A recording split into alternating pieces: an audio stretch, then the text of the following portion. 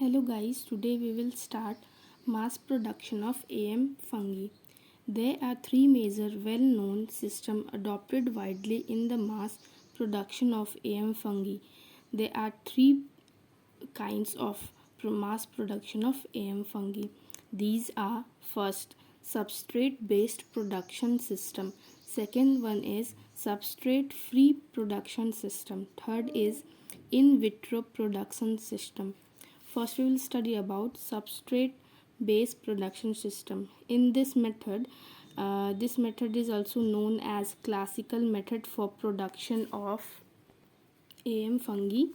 In this method, first the plant and their associated symbionts are cultivated in the soil and sand based substrate. First the AM fungi, the fungi is associated with symbionts and cultivated in the soil or sand based substrate.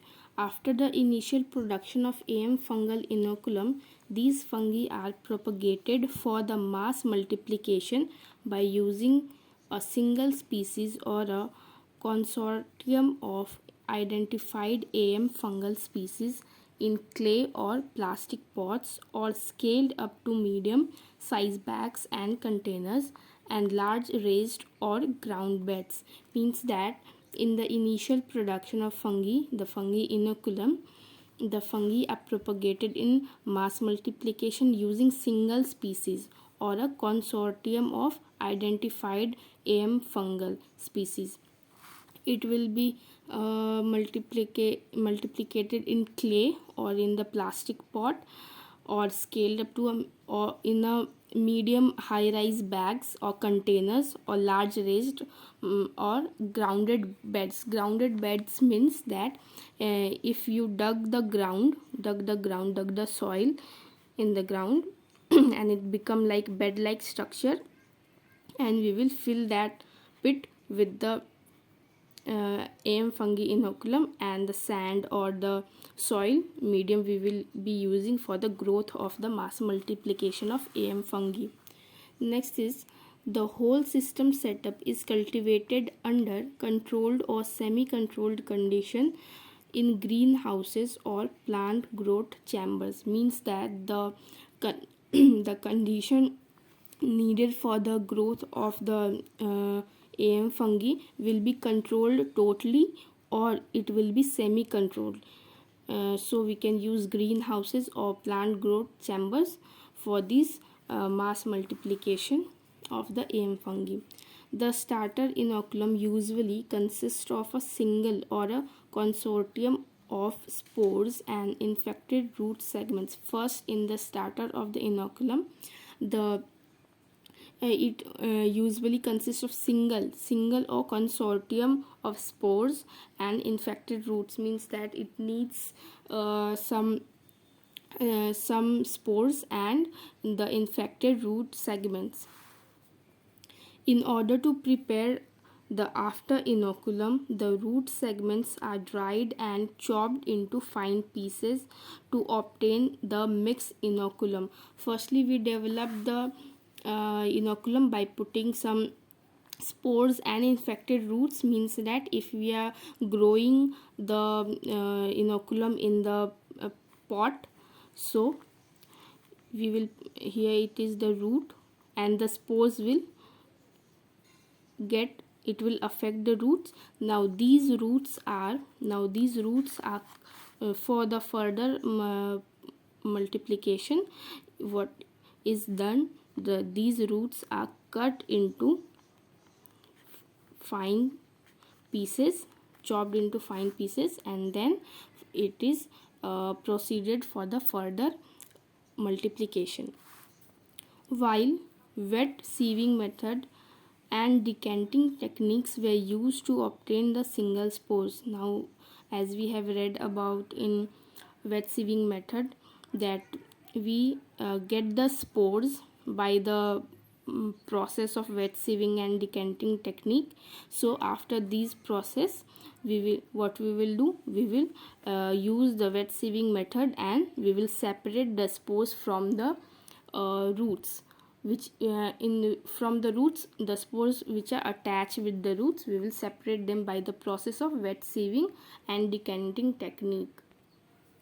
Mixed inoculum were commonly used for the production of those AM fungal species which may produce intraradical spores and vesicles.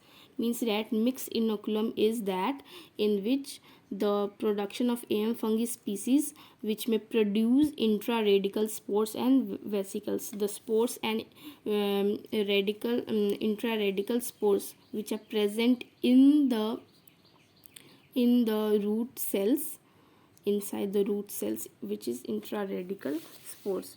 Now the second one is substrate free production system. There are variety of substrate free cultivation system or nutrient flow techniques is known. The nutrient flow technique is an alternative system in which a thin nutrient solution covers the roots and increases the relative area for the gas exchange. Means what is here it is what is happening here, the nutrients flow technique is used in this process. So here what it is done, a thin nutrient solution is covered the whole root and increases the relative area for the gas exchange, and the after the covering of thin layer of nutrient solution, it increases the area for the gas exchange. All these available techniques may differ from each other in the mode of aeration and application of the nutrient solution. Means that it may differ in different species or something. In the static type of system, the nutrient solution is aerated through an aeration pump to avoid the roots suffering from oxygen deprivation.